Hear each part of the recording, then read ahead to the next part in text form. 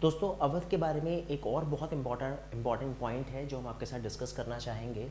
जैसा आपने सुना होगा, बैटल ऑफ प्लासी एक बहुत इम्पॉर्टेंट बैटल थी, हिंदुस्तान में ईस्ट इंडिया कंपनी के समय हुई। और बैटल ऑफ प्लासी का जो टाइम पीरियड है वो अगर आपको पता हो, बैटल ऑफ प्लासी का टाइम पीरियड है 1757। बैटल ऑफ प्लासी के बाद बंगाल में एक सत्ता चेंज हुई और कहा जाता है कि मीर जाफ़र को नवाब बनाया ईस्ट इंडिया कंपनी ने। मीर जाफ़र के साथ उनकी बहुत अच्छे से एक बॉन्डिंग हो चुकी थी और मीर जाफ़र की कॉन्स्पिरेसी की वजह से ही ईस्ट इंडिया कंपनी ने बंगाल पे कब्जा किया। प्लासी की वॉर भारतीय इतिहास में इसलिए बहुत इम्पॉर्टेंट है क्योंकि प्लासी की ही वो वॉर थी जिसमें कहा जाता है कि इन्होंने बंगाल में एक इनको प्लेटफॉर्म मिला, यानी हिंदुस्तान में जो सबसे पहली जगह इन्होंने कॉन्कर की दैट वाज बंगाल। एंड इसका जो पूरा क्रेडिट है वो प्लासी की बैटल की विक्ट्री को जाता है। उसके बाद कहा जाता है मीर जाफ़र के साथ कुछ टैक्स इश्यूज हुए और मीर जाफ़र के सन इन लॉ मीर कासिम को इन्होंने अगला नवाब बनाया बंगाल का। लेकिन कहा जाता है कि कुछ समय के बाद 1764 के आसपास बंगाल में मीर कासिम के साथ इनके कॉन्फ्लिक्ट स्टार्ट हुए और मीर कासिम के ऊपर इन्होंने अटैक किया। मीर कासिम ने अवध के नवाब जो उस समय शुजाऊ दौला थे उनसे हेल्प के लिए एक तरह से याचना की, उनसे रिक्वेस्ट की। और कहा जाता है कि बंगाल के नवाब और अवध के नवाब ने जो उस समय के मुग़ल एम्परर थे, और उस समय के दोस्तों मुग़ल एम्परर थे शाह आलम सेकंड, कहा जाता है कि उनसे रिक्वेस्ट करी और एक तरह से ये तीनों ने मिलकर ईस्ट इंडिया कंपनी का सामना किया। ईस्ट इंडिया कंपनी ने एक बहुत ही फेमस बैटल इतिहास की जिसमें इन तीनों को डिफीट किया और उस बैटल का नाम है बैटल ऑफ बक्सर 1764 में। तो दोस्तों बैटल ऑफ बक्सर की अगर बात करें तो वो उत्तर प्रदेश के इस अवध के पॉइंट ऑफ व्यू से इस वजह से इम्पॉर्टेंट है कि बैटल ऑफ बक्सर का जब एंड हुआ और कहा जाता है कि ईस्ट इंडिया कंपनी ने बंगाल को डिफीट किया इस बैटल में, अवध के नवाब को डिफीट किया और कहा जाता है दिल्ली को भी इन्होंने डिफीट किया शाह आलम सेकंड को।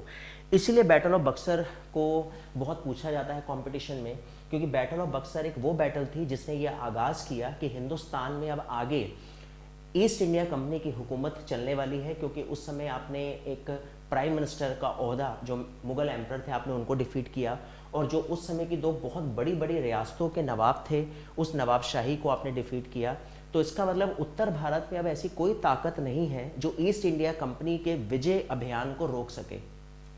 तो दोस्तों बक्सर की जो बैटल है वो इलाहाबाद ट्रीटी से, इलाहाबाद की संधि से कहते हैं उसका एंड हुआ। और इलाहाबाद की ट्रीटी यूपी के कंपटीशन में इस क्वेश्चन को कई बार कंपटीशन में पूछा गया है। तो सबसे पहला क्वेश्चन है कंपटीशन का कि इलाहाबाद की ट्रीटी किस ईयर में हुई, तो आपका आंसर होगा 1765 में। और इस ट्रीटी में अवध के नवाब शुजाउद दौला के साथ क्या क्या पैक्ट हुए। तो दोस्तों इसमें सबसे पहला पैक्ट तो ये था कि इलाहाबाद का जो इलाका है और एक इसमें एक क्षेत्र पड़ता है कड़ा, ये दोनों के दोनों क्षेत्र, दोनों के दोनों एरिया अवध के नवाब से लेकर दिल्ली के एम्परर शाह आलम सेकंड को दे दिए गए और 50 लाख रुपीस की एक पेनल्टी कहा जाता है वो अवध के नवाब शुजाउ दौला के ऊपर लगाई गई। और एक बहुत इंपॉर्टेंट फैक्ट है जो अक्सर स्टूडेंट मिस कर जाते हैं और यही थर्ड पॉइंट कई बार कंपटीशन में जब आता है तो स्टूडेंट का ये क्वेश्चन गलत हो जाता है। थर्ड पॉइंट है बलवंत सिंह की जो लैंडलॉर्डशिप थी, जो जमींदारी थी, उसको पक्का किया गया।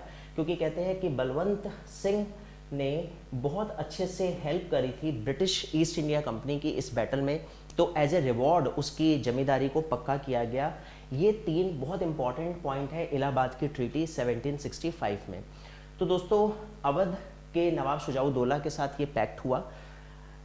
तो battle of Plassey, battle of Buxar जैसा भी हमने आपके साथ डिस्कस किया, उसके बाद हम एक बहुत इंपॉर्टेंट पॉइंट आपके साथ और डिस्कस करेंगे और वो पॉइंट है जैसा हमने भी आपके साथ डिस्कस किया था, फैज़ाबाद से लखनऊ अवध की कैपिटल शिफ्ट हुई।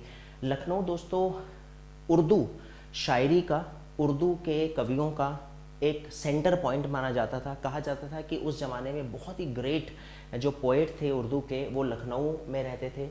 और एक बहुत इंपॉर्टेंट फैक्ट है, जैसा अभी हमने आपके साथ वाजिद अली शाह के ऊपर डिस्कस किया था, वाजिद अली शाह जो अवध के नवाब थे, ठुमरी एक विद्या होती है संगीत की, उसके फाउंडर माने जाते हैं।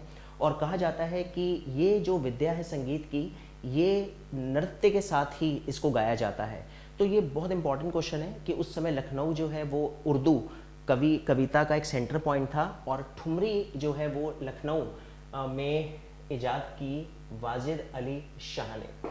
तो दोस्तों एक और इम्पॉर्टेंट पॉइंट है, अवध में जितने भी मुस्लिम रूलर आए, ये सारे के सारे मुस्लिम रूलर शिया मुस्लिम थे, और सुन्नी जो मुसलमान थे उस समय जो रूलर थे उनके साथ इनके बहुत अच्छे से कॉन्फ्लिक्ट रहे।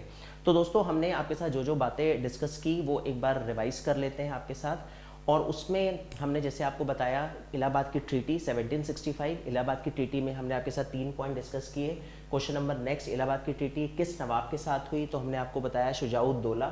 क्वेश्चन नंबर नेक्स्ट, उस समय उर्दू कवियों का जो सेंटर पॉइंट था उसका आंसर है लखनऊ। और हमने आपको बताया ठुमरी संगीत विद्या का जो फाउंडर है वो किसको माना जाता है, तो उसका आंसर है वाजिद अली शाह।